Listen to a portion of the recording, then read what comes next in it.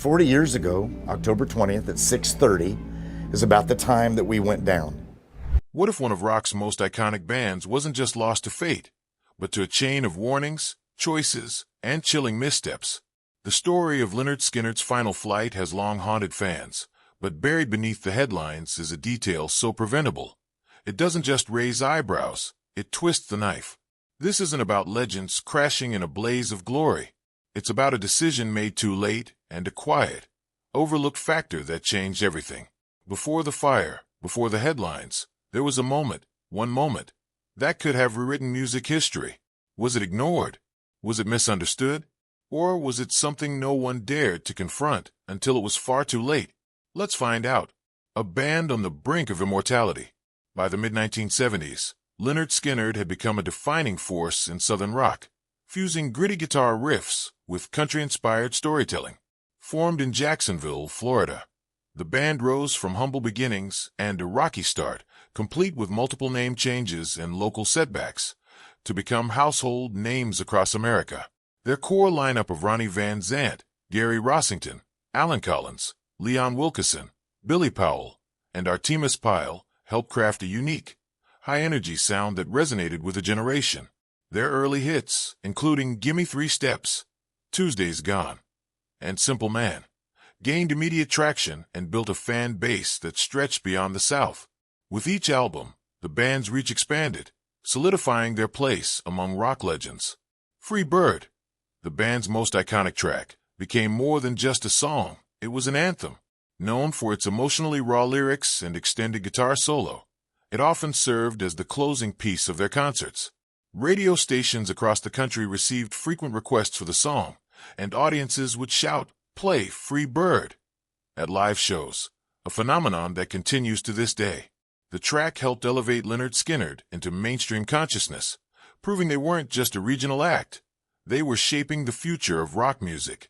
Their aggressive touring schedule and no-frills image made them relatable, but their musicianship earned them critical respect, particularly in the live arena. The release of Street Survivors on October 17, 1977, only 3 days prior to the crash, should have marked a big step forward. It featured newer members like Steve Gaines, whose guitar work was lauded, and illustrated a band at the very zenith of its creative and technical prowess. The album shot to the top of the charts and included highlight tracks such as What's Your Name and That Smell, the latter allegedly inspired by Rossington's car wreck while inebriated. The initial album cover, with the band standing in front of an immense fire, would soon become disturbingly prophetic. The insiders and fans alike felt that the band was on the edge of being catapulted into another level of fame. Their concoction of raw storylines and red-hot stages was starting to find a new setting in rock. Yet backstage, the heat was intense. Would they have simply burnt too fast, too soon? That question would find a better, darker context just days later, with the crash that brought their short-lived glory to an abrupt close, turning the vanishing amount of rising legends into everlasting myths.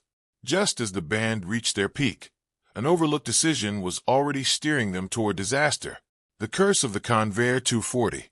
The Convair 240 that carried Lynyrd Skynyrd to their doom was already an aging aircraft long past its prime. Manufactured in 1948, the plane had accumulated over 29,000 hours of flight time by the time it was chartered for the band's tour in 1977. While this model was once a standard choice for short-haul commercial travel, it was largely retired by the late 1960s in favor of more modern and reliable jets. The specific aircraft Skynyrd rented was not well maintained and lacked the redundancy and safety systems expected even at that time. What raised additional concern was that this plane had a questionable operating history and had changed hands multiple times, often being used in roles far removed from regulated passenger service. What makes the story more disturbing is that another high-profile rock band had already investigated and rejected this same aircraft just months before. Aerosmith's management team considered renting the Convair 240 for their 1977 tour, but backed out immediately after inspecting both the plane and its crew.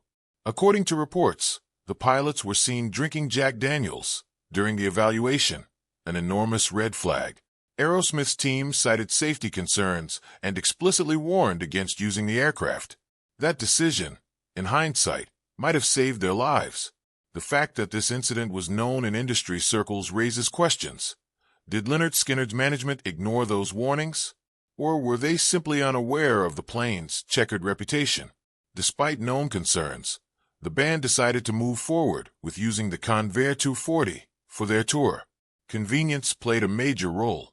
The aircraft allowed the band to avoid long hours on the road and meet a grueling tour schedule.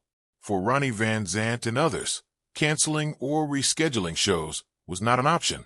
They didn't want to let their southern fan base down.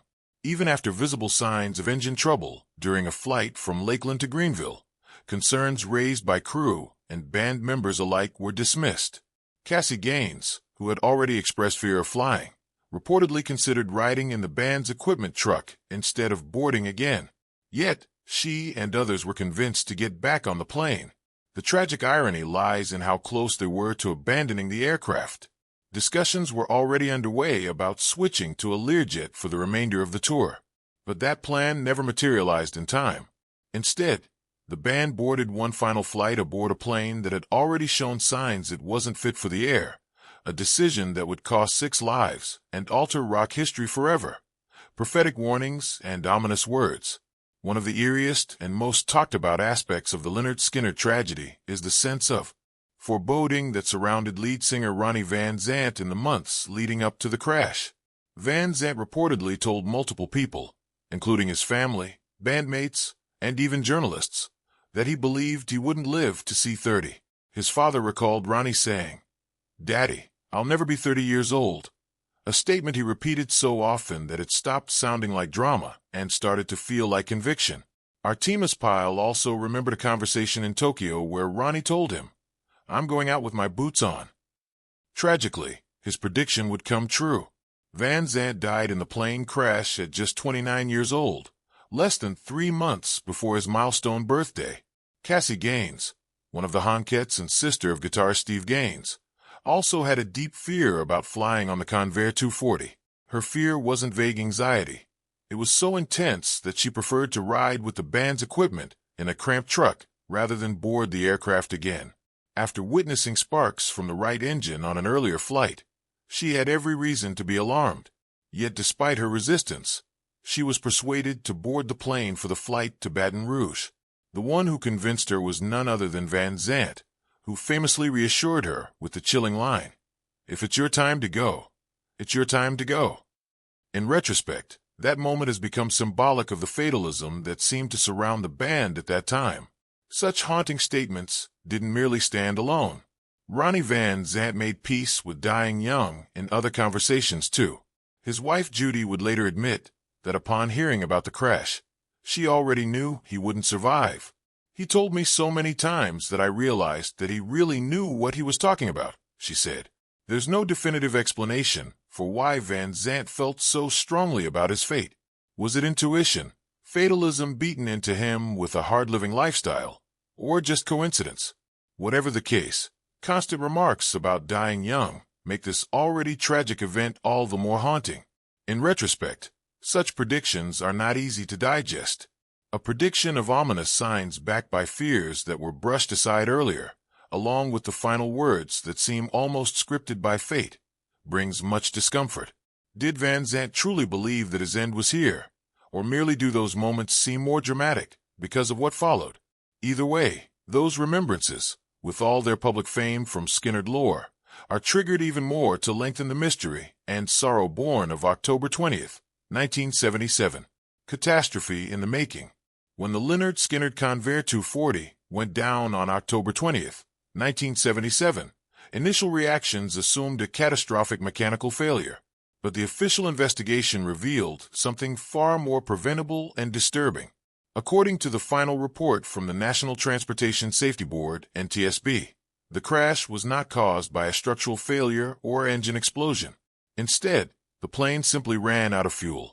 This revelation stunned fans and experts alike. With 26 people on board, the pilots failed to accurately monitor fuel levels or detect the unusually high fuel consumption from the right engine, which had shown signs of malfunction days earlier. The tragedy wasn't the result of chance. It was a failure in planning and oversight. Investigators determined that the crew was flying with the engine set to an auto-rich mixture, a setting that consumes more fuel and is typically used only during takeoff or climb, not during cruise. The standard cruising procedure would have been to switch to the auto-lean setting, which conserves fuel. This oversight, combined with inadequate fuel management and the crew's failure to properly gauge the fuel supply, led directly to the disaster. Adding to the frustration, the pilots reportedly misjudged the amount of fuel they had remaining during flight, leaving them unprepared when the right engine failed first, followed shortly by the left. They attempted to reroute to a nearby airport in Mississippi, but the aircraft didn't have enough fuel left to make the emergency landing. One particularly disastrous moment came when the flight crew attempted to transfer fuel between tanks to stabilize the imbalance between engines. Instead, they accidentally jettisoned the remaining fuel into the atmosphere. In doing so, they eliminated any remaining chance of keeping the aircraft in the air. The plane's engines quit altogether, forcing the band and crew into a powerless descent over Mississippi swampland.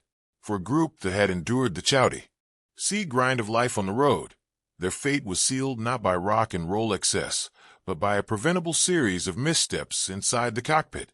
This was not just an accident, it was an avoidable failure in basic aviation protocols.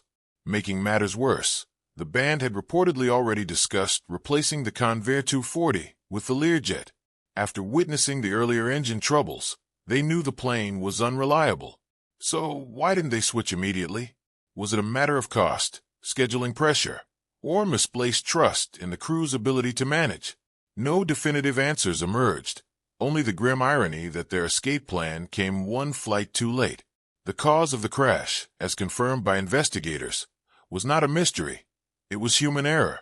The final moments on board, as the Convair 240 began its final descent on the evening of October 20th, 1977, most of the 26 people on board remained unaware of the full scope of the danger. The first part of the flight from Greenville, South Carolina, had gone smoothly. Passengers were relaxed. Some played cards, others rested. Ronnie Van Zant, exhausted from performing the night before, was reportedly asleep on the floor with a pillow.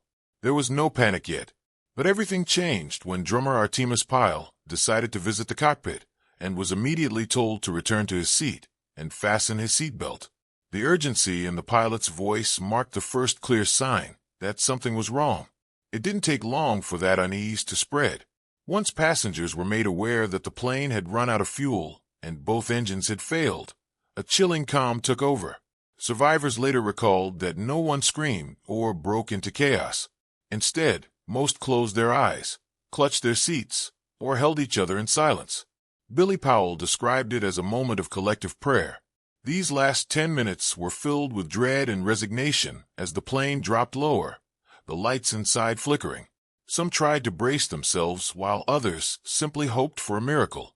During the final descent of the aircraft into a thickly wooded area near the site of Gillsburg, Mississippi, the first visit to treetops was coined as 1,000 baseball bats slamming against the fuselage. The plane tore through trees along 1,000 feet, coming apart piece by piece. Guitarist Gary Rossington would remember this sound later. It was deafening and violent. The cockpit came loose from the rest of the plane and crashed into a tree, slaying both pilots instantly. The wings were sheared off, and the tail section disintegrated. Those seated in the rear had a slightly better chance of surviving, but no one escaped without serious injury.